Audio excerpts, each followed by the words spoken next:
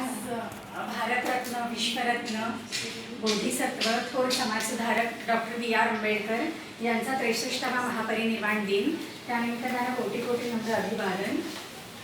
तर हे सुनील साळवी, छाया sister, Jadhav sister जे बोलल्या ते आणि मॅडम पण, तर तिचं मला खूप आवडलं आणि साळवी तर खूपच छान बोलले. तर साळवींनी ते शिवाजी, आपले महाराष्ट्राचे आराध्य दैवत छत्रपती शिवाजी महाराज यांनाही अभिवादन केलं.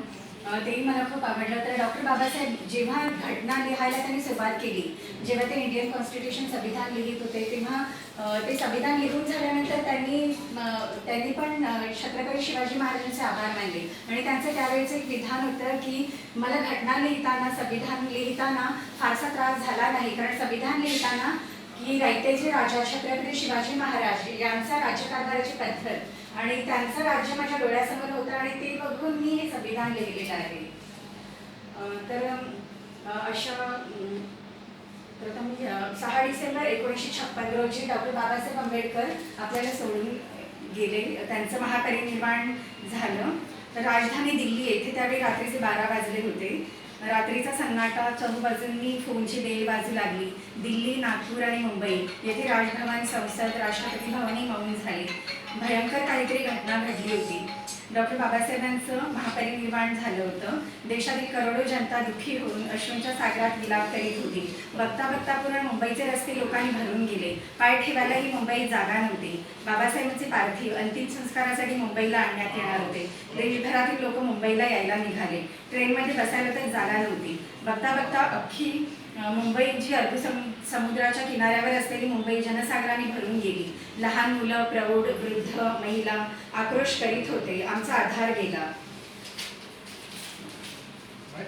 लाखो हृदय शोकाग्नीने विलाप करत होते. अरबी समुद्राच्या लाटाही त्यांच्या अंतिम दर्शनासाठी किनाऱ्यावर आदळत होत्या.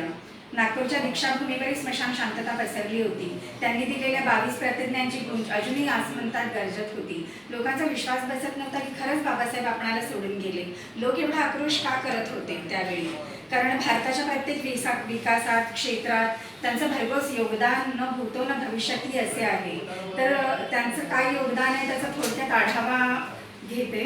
भारत देशाची राज्यघटना 395 कलमे, 8 परिशिष्टे व 22 भागाची राज्यघटना लिहून त्यांनी 2 वर्ष 11 महिने 17 दिवस खडतर परिश्रम करून हे संविधान लिहिले आणि संसदीय लोकशाहीचं पुनरुज्जीवन केलं.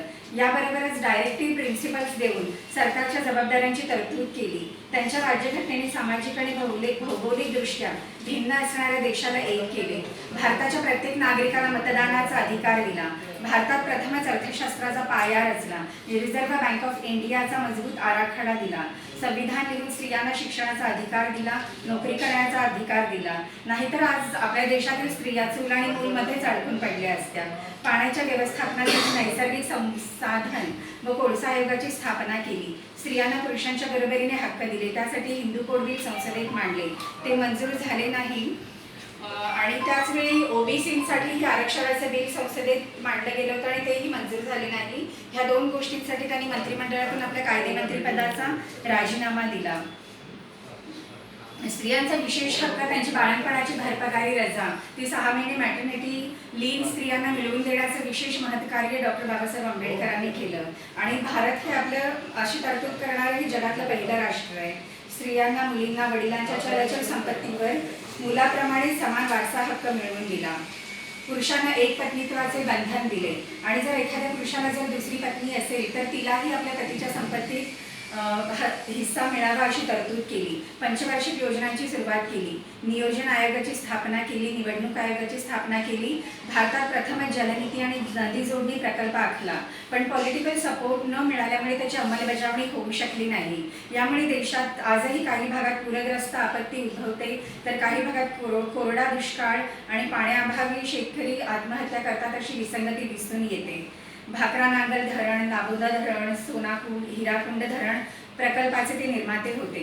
कोसी नदीवर जर धरण बांधले तर बिहारमध्ये कधीच पूर येणार नाही असे त्यांनी त्याचवेळी त्यावेळच्या राजकीय लोकांना सांगितले होते. परंतु त्यावेळच्याही पॉलिटिकल लोकांनी त्याची अंमलबजावणी केली नाही आणि आज आपण TV न्यूजमध्ये बघतो की बिहार किती पूरग्रस्त पीडित आहे, त्या परिस्थितीने पीडित आहे. भारतात प्रथमच परिवार नियोजनाचा नारा देणारे होते ते फक्त डॉक्टर बाबासाहेब आंबेडकर. बालमजुरीवर त्यांनी रोख लावली. कोलंबिया विद्यापीठात शिकत असताना की जो अभ्यासक्रम पूर्ण करायला 8 वर्ष लागतात तो अभ्यासक्रम त्यांनी फक्त 3 वर्षात पूर्ण केला. ते 29 अभ्यासक्रम होते. त्यातमधले 11 इतिहासाचे विषय होते, 6 समाजशास्त्र, 5 तत्वज्ञान आणि 4 मानववंशशास्त्र आणि 3 राजकारणाचे. तर असा अभ्यास करून 8 वर्षाचा अभ्यासक्रम 3 वर्षात पूर्ण करणारा जगातला पहिला आणि शेवटचा व्यक्ती म्हणजे डॉक्टर बी आर आंबेडकर. तर हे त्यांचं रेकॉर्ड आहे एज्युकेशनचं. आपले ड्युटी अवर्स, मजुरांचे ड्युटी अवर्स 12 तासांवरून 8 तास केले. त्यांना आठवड्याची सक्तीची साप्ताहिक सुट्टी मंजूर करून दिली.